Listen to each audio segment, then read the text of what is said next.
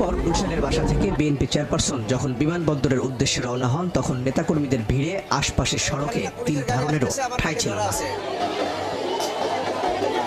নেত্রীকে বিদায় জানাতে দুপুরের পর থেকে বিভিন্ন সড়কের পাশে অবস্থান নেন নেতাকর্মীরা। তারা বলছেন, দলের চেয়ারপারসনকে এক নজর দেখতে আর তার জন্য দোয়া করতে এসেছেন তারা। আজকে তার প্রতি আল্লাহর রহমত হয়েছে, তার জন্য আমরা সকলে আনন্দিত। সবকিছুর পরও আমরা অত্যন্ত আনন্দিত আজকে এই দিনে যে আমাদের নেত্রী চিকিৎসার জন্য দেশের বাইরে যাচ্ছেন। শুধুমাত্র আজকের এই দিনটা দেখার জন্য আল্লাহর কাছে অনেক কেঁদেছি। যারা দেশনেত্রী বেগম খালেদা জিয়া পরিবারের এই বাংলাদেশের জন্য আত্মত্যাগকে স্বীকার করেন, তারা সকলে আজকে স্বতঃস্ফূর্তভাবে আমার মাকে উন্নত চিকিৎসার জন্য বাইরে পাঠাচ্ছেন।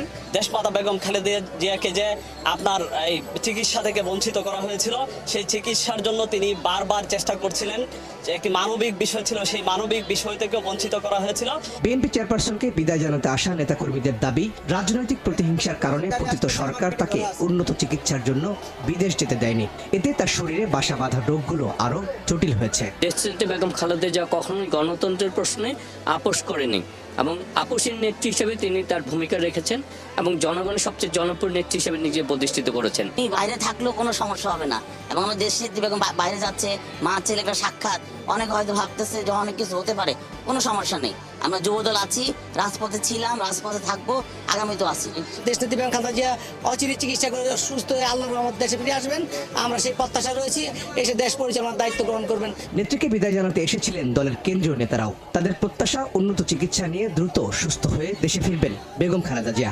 আবারও দলের হাল ধরে নেতৃত্ব দেবেন বাংলাদেশকে। তিনি আজকে বিদেশে যাচ্ছেন চিকিৎসা করার জন্য। সারা জাতি আজকে ওনার জন্য দোয়া প্রার্থনা করছে, দোয়া করছে। আমরা আশা করছি উনি দেশে ফিরে এসে সুস্থ হয়ে এই জাতিকে নেতৃত্ব দিবেন। দেশনেত্রী বেগম খালেদা জিয়ার যে ভূমিকা, এটা আমি মনে করি শুধু বাংলাদেশ নয়, সারা পৃথিবীতেই অনন্য হয়ে থাকবেন। স্বামীকে হারানোর পর পরিবারের দিকে না তাকিয়ে জনগণের পাশে, জনগণের অধিকার আদায়ের জন্য তাদের সম্মুখে এসে দাঁড়িয়েছেন, তাদের অধিকারগুলো নিয়ে লড়াই করেছেন। 9 বছর গণতন্ত্র এনে দিয়েছেন।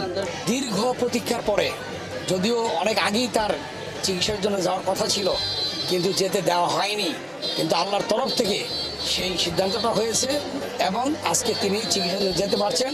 একইভাবে গুলশানের বাসা থেকে বনানী, কাকলী সহ বিমানবন্দর সড়কে বিএনপি চেয়ারপারসনকে শুভেচ্ছা জানান দলটির বিভিন্ন ইউনিটের নেতাকর্মীরা।